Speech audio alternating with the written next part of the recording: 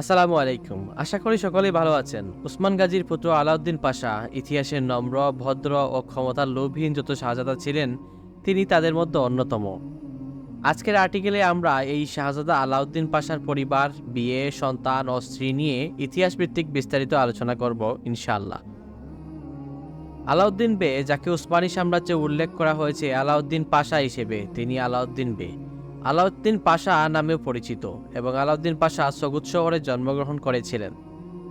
আলাউদ্দিন পাশা বা আলাউদ্দিন বে ওসমান গাজী এবং বালা খাতুনের সন্তান এবং তিনি ছিলেন ওরহান গাজীর ছোট ভাই।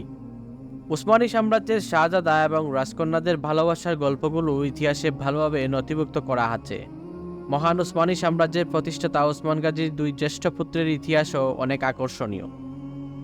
মহান রাষ্ট্রের এক সিংহাসন দুই ভাইকে আলাদা করতে পারেনি। একজন সাম্রাজ্যের শাসক হলেন এবং অন্যজন রাষ্ট্রের ভার বহন করলেন তার কাঁধে। তবে ওরহান গাজীর ব্যক্তিগত জীবন এবং হলফিরের সাথে তার ভালোবাসার গল্প ইতিহাসে সুস্পষ্ট বর্ণনা রয়েছে। তবে কুরুলুস উসমান সিরিজ প্রেমী ভক্তরা তার ভাই আলাউদ্দিন বের দুর্দান্ত পারিবারিক গল্প জানতে খুবই আগ্রহী। আপনারা অবশ্যই আলাউদ্দিন পাশার প্রাথমিক জীবন এবং শেখ দেওয়ালির সাথে তার প্রশিক্ষণের ইতিহাস শুনে থাকবেন। তবে ভক্তরা চায় তার যৌবনকালের ইতিহাস, বিয়ে ও পরিবার সম্পর্কে বিস্তারিত জানতে।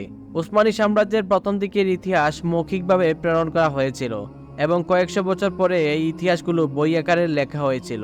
এজন্য ইতিহাসে অনেক বাস্তব গল্প হারিয়ে গেছে। ওসমানী সাম্রাজ্যের প্রথম পাশা হিসেবে আলাউদ্দিন বের ভূমিকা এবং রাষ্ট্রের শৃঙ্খলা প্রতিষ্ঠায় তার গুরুত্ব ইতিহাসে পরিষ্কারভাবে বর্ণনা করা হয়েছে। কিন্তু এই রাজপুত্র আলাউদ্দিন বের ব্যক্তিগত জীবন তথা তার সন্তান ও স্ত্রীর দিকে যদি নজর দেয়, তাহলে ইতিহাসের পাতায় খোঁজ নিয়ে তার বিবাহ ও পরিবার সম্পর্কে তেমন কোনো তথ্য পাওয়া যায় না। ইতিহাসের এই দিকটি আলাউদ্দিন পাশার ভক্তদের খুবই ব্যথিত করেছে। এমন একজন সাহসী বীরের পারিবারিক কোনো তথ্য কেন ইতিহাসে লিপিবদ্ধ করা হলো না? ইতিহাসের এই দিকটি আলাউদ্দিন পাশার ভক্তদের খুবই ব্যথিত করেছে। এমন একজন সাহসী বীরের পারিবারিক কোনো তথ্য কেন ইতিহাসে লিপিবদ্ধ করা হলো না? তবে কিছু কিছু ইতিহাসে এমন পাওয়া যায় আলাউদ্দিন বের একটি মাত্র স্ত্রী ছিল। ঐতিহাসিকভাবে আলাউদ্দিন বের সগুদ শহরের কোনো এক ভীমের কন্যার সাথে বিবাহ হয়েছিল। তবে তার হাতুনের নাম ও তার পারিবারিক বংশ সম্পর্কে ঐতিহাসিকদের মধ্যে মতভেদ রয়েছে। কিন্তু কিছু ইতিহাসে তার সন্তানদের বিবরণ লিপিবদ্ধ করা হয়েছে। আলাউদ্দিন বের একমাত্র স্ত্রীর 8টি সন্তান ছিল। তার 5 পুত্র ও 3 কন্যা ছিল বলে তথ্য পাওয়া যায়। তার 2 ছেলে কিলিচ বে এবং হিজির বে সম্পর্কে ইতিহাসে কিছু লেখা আছে। এছাড়াও তার 3য় ছেলে মেহমেদ বের পরিবার সম্পর্কেও তথ্য পাওয়া যায় এবং 5ম ছেলে ইব্রাহিমের তালিকাভুক্ত 2টি সন্তানও রয়েছে। আলাউদ্দিন পাশার 3 মেয়ে, তাদের নাম ছিল তাজ হাতুন, আয়েশা হাতুন এবং পাশা হাতুন। আলাউদ্দিন পাশার সব সন্তানই ছিল তাদের বাবার মতো অনুগত এবং বুদ্ধিমান। বর্তমান জনপ্রিয় কুরুলুস উসমান সিরিজটিতে আলাউদ্দিন বের গল্পটিকে অন্যভাবে তুলে ধরা হয়েছে, যেখানে আলাউদ্দিন বের ইতিহাস একজন জার্মিয়ান প্রধান ভীমের কন্যাকে নিয়ে এগিয়ে চলেছে।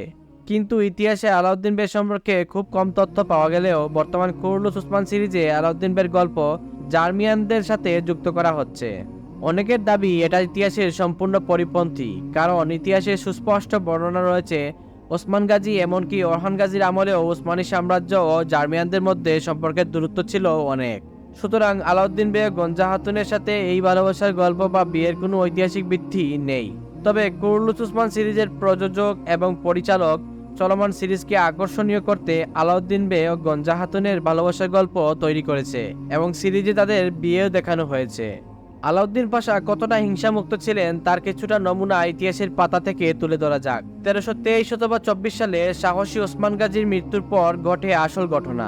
সবাই যখন ভাবতেছিল ওসমান গাজীর পুত্রদের মধ্যে ক্ষমতার লড়াই শুরু হতে চলেছে, কিন্তু এই দুই ভাই এমন একটি ইতিহাস তৈরি করেছিলেন যা চিরকাল স্মরণীয় হয়ে থাকবে। আলাউদ্দিন পাশার পিতার মৃত্যুর পর তুর্কি ঐতিহ্য অনুসারে একটি আলোচনা সভা ডাকা হয়েছিল, যেখানে ওরহান বের পরিবর্তে আলাউদ্দিন বেকে সুলতান হওয়ার প্রস্তাব দিয়েছিলেন। কিন্তু আলাউদ্দিন বে এই প্রস্তাব প্রত্যাখ্যান করেছিলেন, এই বলে যে তার পিতা ওরহান বেকে তার উত্তরাধিকারী হিসেবে পছন্দ করে গিয়েছেন। বলা হয়ে থাকে যে ওরহান বে সাম্রাজ্যকে 2টি সমান ভাগে ভাগ করতে চেয়েছিলেন, যাতে 2 ভাই সমানভাবে দায়িত্ব পালন করতে পারেন। কিন্তু আলাউদ্দিন বে বিরোধিতা করেন, কারণ তিনি সাম্রাজ্যকে ভাঙতে চাননি। কিছু ঐতিহাসিকদের মতে তৎকালীন সময়ে আহি নামে এক সংগঠন ছিল, তারা ওরহান বের উপর ক্ষমতা প্রদানকে সমর্থন করেছিলেন।